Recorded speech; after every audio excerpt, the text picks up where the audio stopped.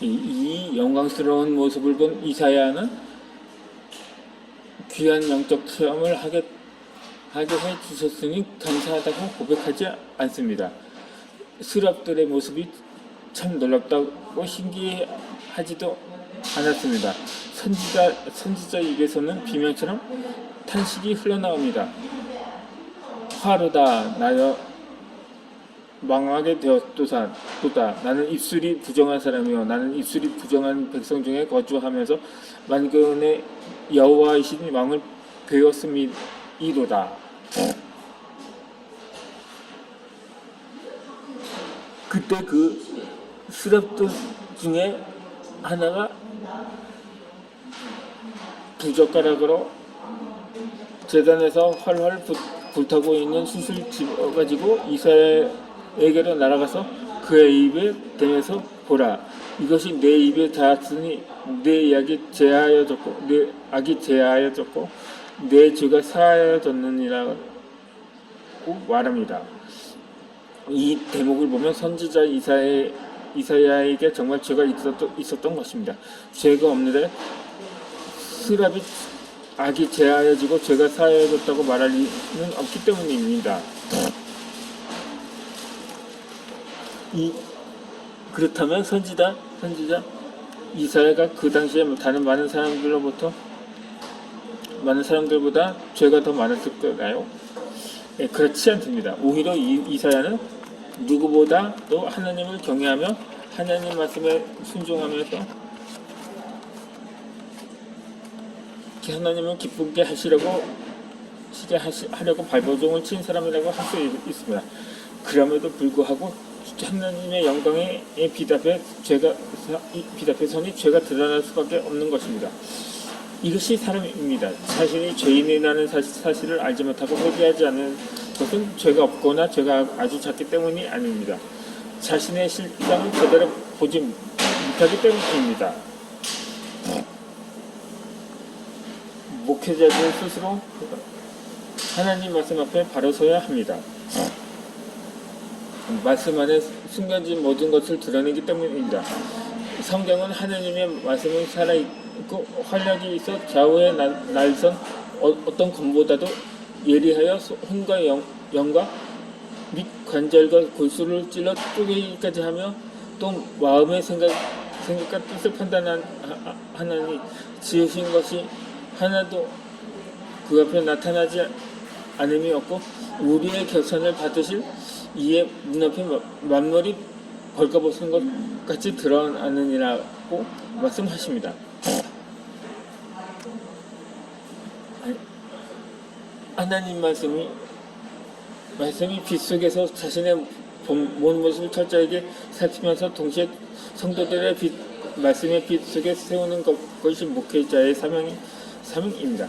말씀 앞에서 자신의 모습을 제대로 보지 못하면 어떤 죄가 자신의 삶 속에 남아있는지 알 수가 없습니다. 죄의 문제를 해결하지 못하면 기도 응답이 없습니다. 결국 영적 무기력에 악순환이 끊임없이 되풀이 됩니다.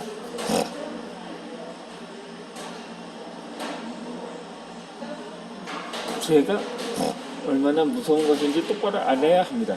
주님께서는 너무 심하다고 생각될 만큼 단호하게 만일 내 오른눈이 너로 실족하게 하거든 뼈내버리라. 내 백체 중 하나가 없어지고 온몸에 지옥에 던져지지 않는 것이 유익하며 또한 만일 내 오른손이 너로 실족하게 하거든 찍어내버리라.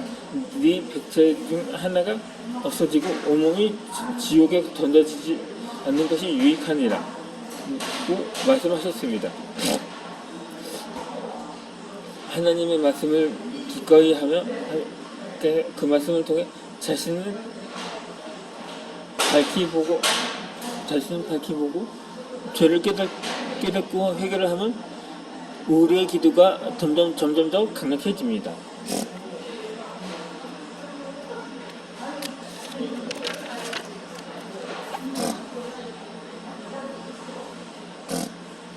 막힌 수도관 때문에 수도꼭지를 돌려도 물이 나오지 않는 것 같은 그런 공한 기도가 아니라 수도꼭지를 돌릴 만큼 물이 쏟아져 나오는 효과적인 기도가 됩니다.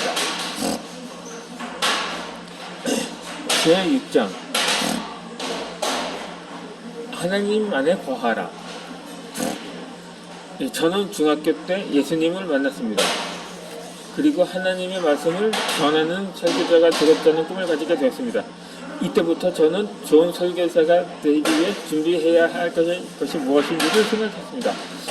성경의 사람이 되는 것이 좋은 설교자의 첫째 요건이라고 생각했습니다. 어차피 설교할 때 근간이 되는 것은 성경이고 성경을 제대로 알지 못한 채 설교한다는 것은 있을 수 없는 일이라고 생각했습니다.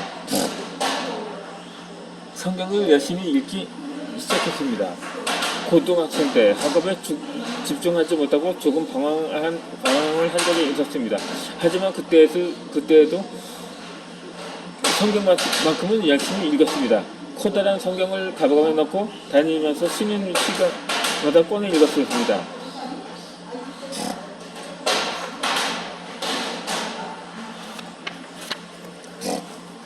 친구들이 이상하게 생각했을 것입니다. 하지만 직접적으로 안 좋게 말하는 친구들은 없었습니다.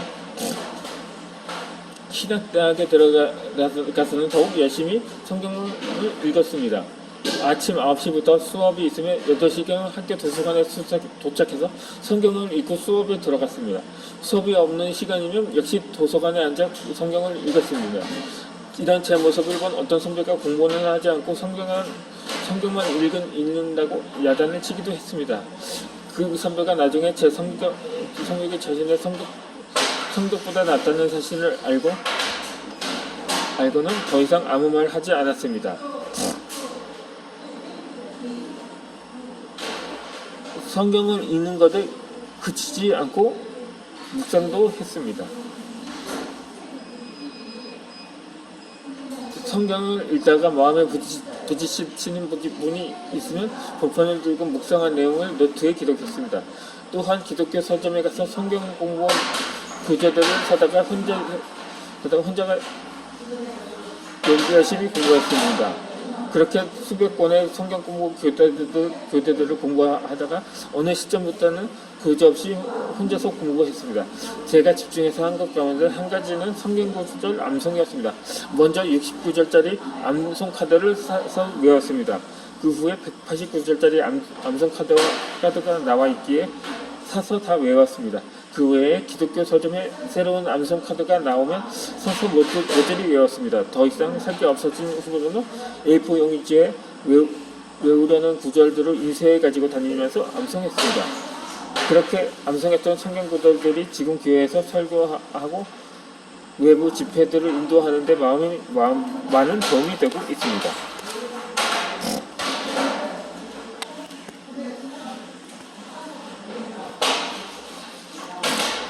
좋은 설교자가 되기 위한 둘째 요건은 책을 많이 읽는 것이라고 생각했습니다. 이런 생각을 하게 된 사연이 하나 있습니다. 학생의 시절 기독교에 대해 부정적으로 쓴 책을 읽은 어떤 학생의 담당 전도사와 교사들에게 그 내용에 대해 질문했습니다. 그런데 담당 전도사도 교사들도 그런 책이 있다는 사실조차 몰랐습니다. 책을 읽은 학생에게 그런 책을 읽지 말라는 말만 했습니다. 하나님의 말씀을 무조건 믿어야 한다는 말만 했습니다. 결국 갈등을 해결하지 못한 그 학생은 신앙을 버렸습니다.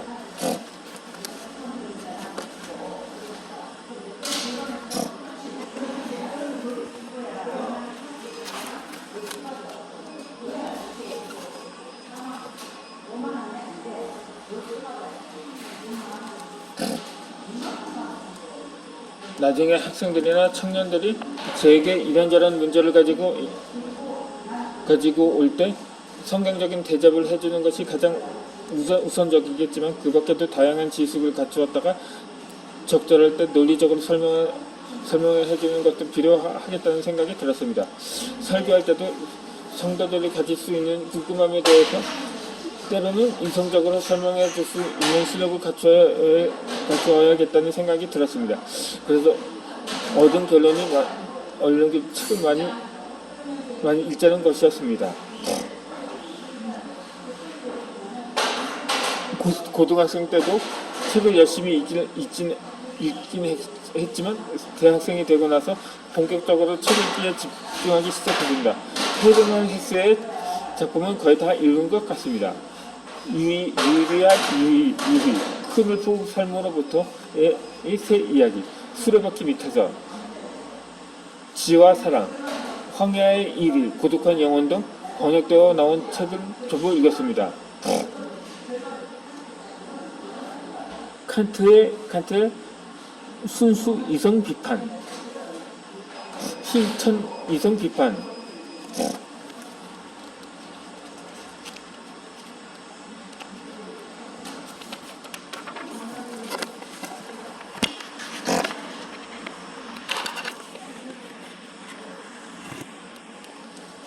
이성의 한계 내에서의 종교라는 책도 대학 때 읽었습니다. 아놀드 토인비의 역사의 연구, 헤겔의 역사철학 장면, 니체의 짜라투스트라는 이렇게 말했다 등도 읽었습니다.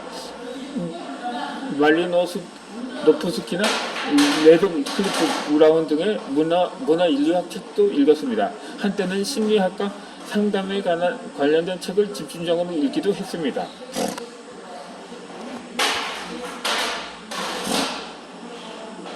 그렇게 열심히 책을 읽은 것이 정말 설교에 도움이 되었습니다. 폭넓게 사고할 수 있는 힘을 기르는 계기가 되었습니다. 그리고 설교를 준비할 때도 도움이 되었습니다. 특히 청년들 집회 인도할 때나 언론에 칼럼을 써서 올릴 때도 많은 도움이 되었습니다. 결혼하기 전까지 데이트 한번 제대로 하지 못하고 혼자 책 속에 틀어박혀 살았다는 것이 당시에는 외롭고 서글프기도 했는데 지금 와서 보니 오히려 큰 유익이 되었습니다.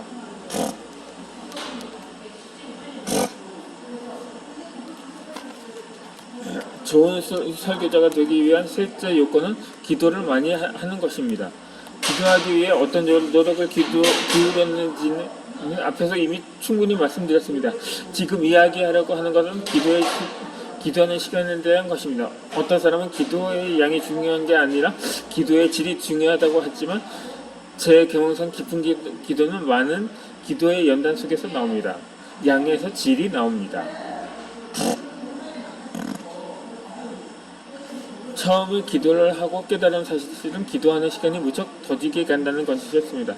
다른 것을 할 때는 몇 시간이 순식간에 지나가는데 기도를 한참 한 것 같은데도 30분이 채 안 되었습니다.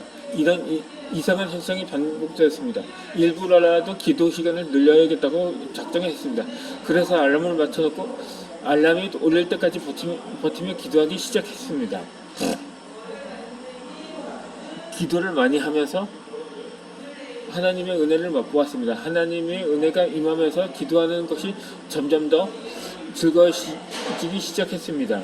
게다가 기도 응답을 받으니 기도하는 게 신이 났습니다. 이제 1시간을 넘겨 기도하는 것은 그다지 어렵지 않게 되었습니다. 기도하는 시간을 2시간을 놀리기는 어려웠습니다. 매일 1시간씩 하기는 수월해졌는데 2시간씩 기도하기는 만만치 않았습니다. 하지만 포기하지 않았습니다. 노력 끝에 2시간 넘게 기도할 수 있게 되었습니다. 그 후에는 하루에 3시간씩 기도하는 것도 가능해졌습니다. 그렇게 발버둥을 치다가 문득 든 생각이 있었습니다. 기도라는 것은 하나님과의 대화인데 이렇게 힘들게 기도해야 하는 건가? 대화는 구하기만 하는 게 아니고 듣는 것도 있어야 하고 때로는 침묵 속에 함께 있는 것만으로도 대화가 가능하지 않은가 하는 생각이었습니다.